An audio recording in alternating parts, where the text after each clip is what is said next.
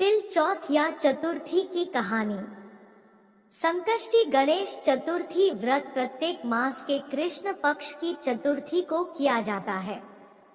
माघ मास के कृष्ण पक्ष की चतुर्थी को किया जाने वाला व्रत माघ संकष्टी गणेश चतुर्थी व्रत कहलाता है। भविष्य पुराण में कहा गया है कि जब मन संकटों से घिरा महसूस करे तो गणेश चतुर्थी का व्रत करें। इससे कष्ट दूर होते हैं और धर्म, अर्थ, मोक्ष, विद्या, धन व आरोग्य की प्राप्ति होती है। तिल चौथ या चतुर्थी की पहली कहानी। एक शहर में देवरानी जेठानी रहती थी। जेठानी अमीर थी और देवरानी गरीब थी। देवरानी गणेश जी की भक्त थी। देवरानी का पति जंगल से लकड़ी काट कर बेचता था और अक्सर बीमार रहता था। देवरानी जेठानी के घर का सारा काम करती और बदले में जेठानी बचा हुआ खाना, पुराने कपड़े आदि उसको दे देती थी। इसी से देवरानी का परिवार चल रहा था। माघ महीने में देवरानी ने तिल चौथ का व्रत किया। 5 आने का तिल व गुड़ लाकर तिलकुट्टा बनाया। पूजा करके तिल चौथ की कथा कहानी सुनी और तिलकुट्टा छींके में रख दिया और सोचा कि चांद उगने पर पहले तिलकुट्टा और उसके बाद ही कुछ खाएगी। कथा सुनकर वह जेठानी के यहाँ चली गई। खाना बनाकर जेठानी के बच्चों से खाना खाने को कहा तो बच्चे बोले माँ ने व्रत किया है और माँ भूखी है। जब माँ खाना खाएगी हम भी तभी खाएंगे। जेठ जी को खाना खाने को कहा तो जेठ जी बोले मैं अकेला नहीं खाऊंगा, जब चांद निकलेगा तब सब खाएंगे तभी मैं भी खाऊंगा। जेठानी ने उसे कहा कि आज तो किसी ने भी अभी तक खाना नहीं खाया, तुम्हें कैसे दे दूं? तुम सुबह सवेरे ही बचा हुआ खाना ले जाना। देवरानी के घर पर पति बच्चे सब आस लगाए बैठे थे कि आज तो त्योहार है, इसलिए कुछ पकवान आदि खाने को मिलेगा। परंतु जब बच्चों को पता चला कि आज तो रोटी भी नहीं मिलेगी तो बच्चे रोने लगे। उसके पति को भी बहुत गुस्सा आया, कहने लगा सारा दिन काम करके भी 2 रोटी नहीं ला सकती तो काम क्यों करती हो? पति ने गुस्से में आकर पत्नी को कपड़े धोने के धोवने से मारा। धोवना हाथ से छूट गया तो पाटे से मारा।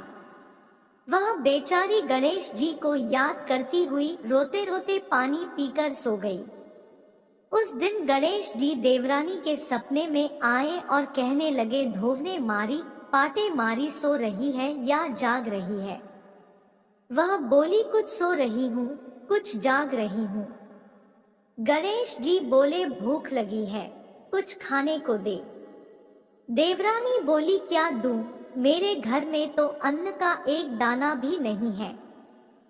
जेठानी बचा खुचा खाना देती थी, आज वह भी नहीं मिला। पूजा का बचा हुआ तिलकुट्टा छींके में पड़ा है, वही खा लो। तिलकुट्टा खाने के बाद गणेश जी बोले धोवने मारी, पाटे मारी, निमटाई लगी है, कहाँ निमटे? वह बोली यह पड़ा घर, जहाँ इच्छा हो वहाँ निमट लो। फिर गणेश जी बच्चे की तरह बोले अब कहाँ पहुँचूं? नींद में मग्न अब देवरानी को बहुत गुस्सा आया कि कब से तंग किए जा रहे हैं, सो बोली मेरे सर पर पोंछो और कहाँ पोंछोगे? सुबह जब देवरानी उठी तो यह देखकर हैरान रह गई कि पूरा घर हीरे मोती से जगमगा रहा है। सिर पर जहां विनायक जी पोंछनी कर गए थे, वहां हीरे के टीके व बिंदी जगमगा रहे थे। उस दिन देवरानी जेठानी के यहाँ काम करने नहीं गई। बड़ी देर तक राह देखने के बाद जेठानी ने बच्चों को देवरानी को बुलाने भेजा। जेठानी ने सोचा कल खाना नहीं दिया, इसीलिए शायद देवरानी बुरा मान गई है।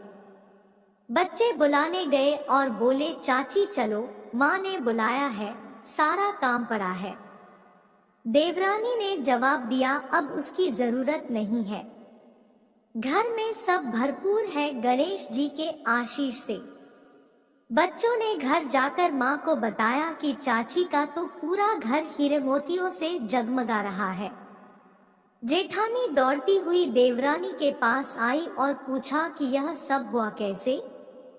देवरानी ने उसके साथ जो हुआ वो सब कह डाला। घर लौटकर जेठानी अपने पति से कहा कि आप मुझे धोवने और पाटे से मारो। उसका पति बोला कि भलीमानस मैंने कभी तुम पर हाथ भी नहीं उठाया, मैं तुम्हें धोवने और पाटे से कैसे मार सकता हूँ। वह नहीं मानी और जिद करने लगी। मजबूरन पति को उसे मारना पड़ा।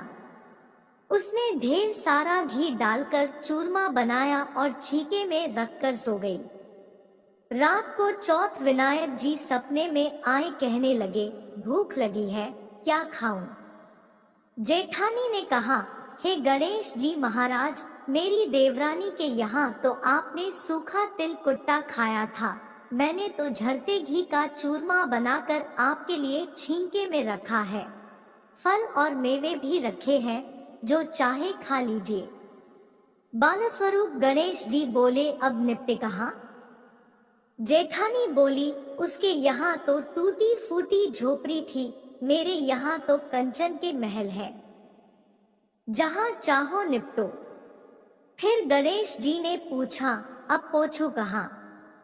जेठानी बोली, मेरे ललाट पर बड़ी सी बिंदी लगाकर पोंछ लो।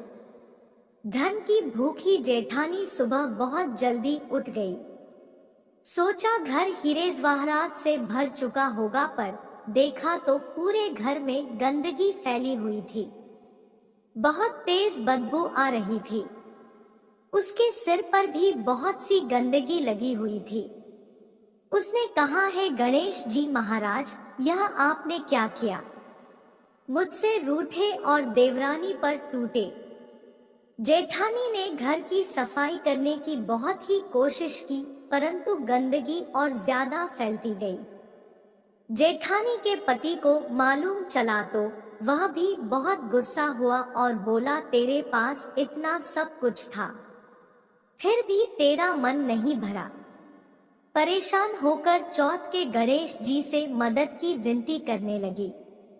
गणेश जी ने कहा, देवरानी से जलन के कारण तूने जो किया था यह उसी का फल है।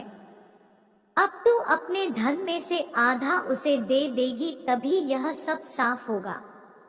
उसने आधा धन बांट दिया, किंतु मोहरों की एक हांडी चूल्हे के नीचे गाड़ रखी थी।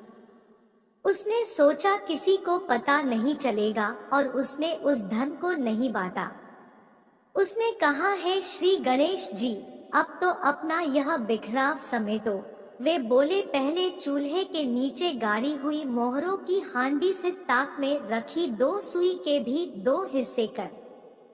इस प्रकार श्री गणेश ने बाल स्वरूप में आकर सुई जैसी छोटी चीज का भी बंटवारा किया और अपनी माया समेटी।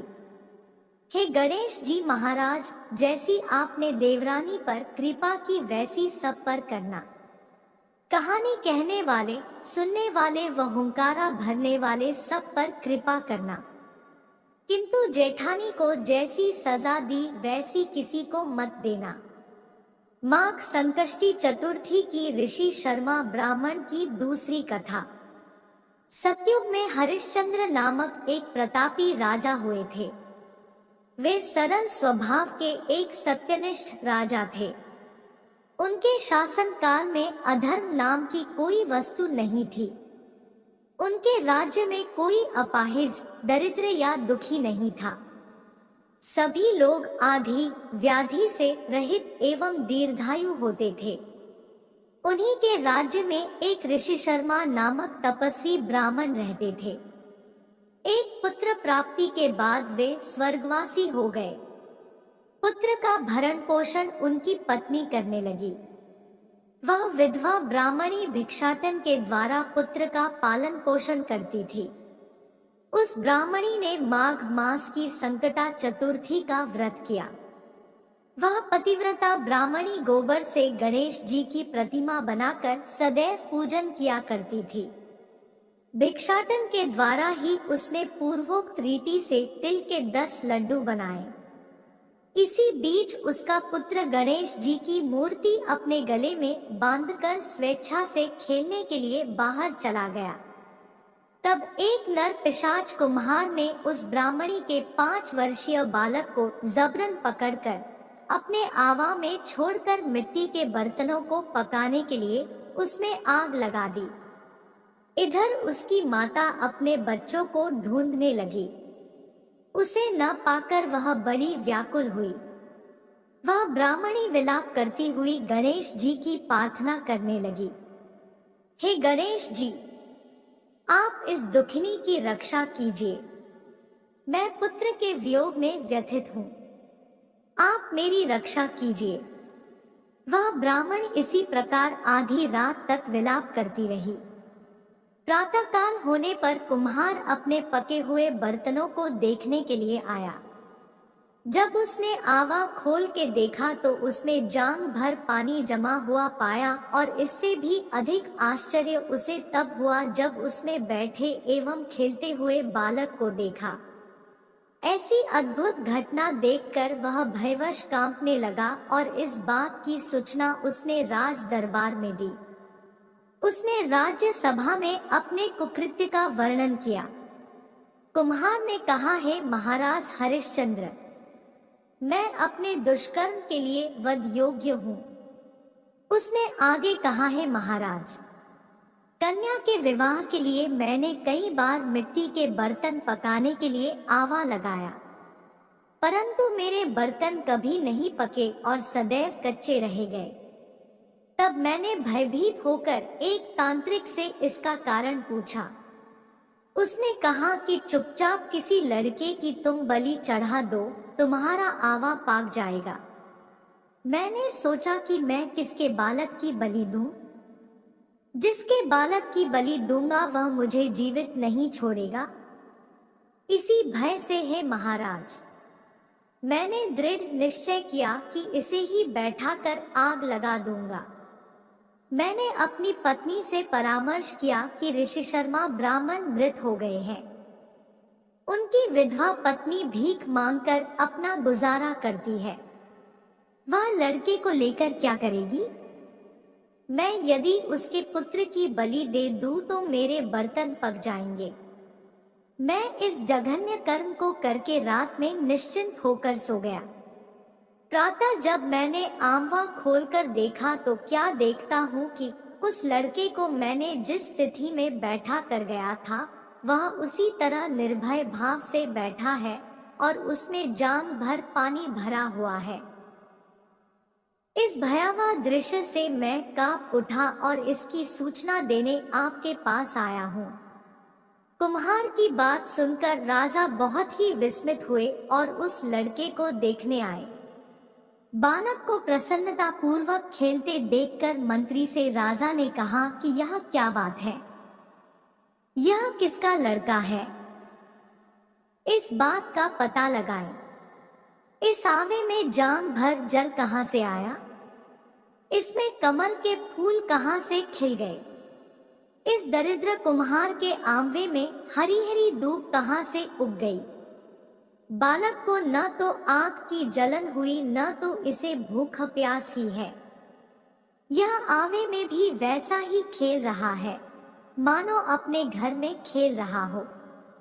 राजा इस तरह की बात कह ही रहे थे कि वह ब्राह्मणी वहां बिलखती हुई आ पहुंची। वह कुम्हार को कोसने लगी। जिस प्रकार गाय अपने बछड़े रंभाती है, ठीक वही अवस्था उस बुढ़िया की थी। वह बुढ़िया बालक को गोद में लेकर प्यार करने लगी और कांपती हुई राजा के सामने बैठ गई। राजा हरिश्चंद्र ने पूछा कि हे ब्राह्मणी, इस बालक के न जलने का क्या कारण है? क्या तू कोई जादू जानती है अथवा तूने कोई धर्माचरण किया है जिसके कारण बच्चे को आंच तक नहीं आई? राजा की बात सुनकर ब्राह्मणी ने कहा कि हे महाराज, मैं कोई जादू नहीं जानती और न तो कोई धर्माचरण, तपस्या, योगदान आदि की प्रक्रिया ही जानती हूँ। हे राजन, मैं तो संकटनाशक गणेश चतुर्थी का व्रत करती हूँ। उसी व्रत से मेरा पुत्र जीता जागता बचा है। राजा ने संपूर्ण नगरवासियों को गणेश जी का व्रत करने का आदेश दिया। इस आश्चर्यजनक घटना के कारण सभी लोग उस दिन से प्रत्येक मास की गणेश चतुर्थी का व्रत करने लगे। इस व्रत के प्रभाव से ब्राह्मणी ने अपने पुत्र के जीवन को पुनः पाया था। जय चौथ माता की। अगर वीडियो पसंद आई तो हमारे चैनल को सब्सक्राइब करें।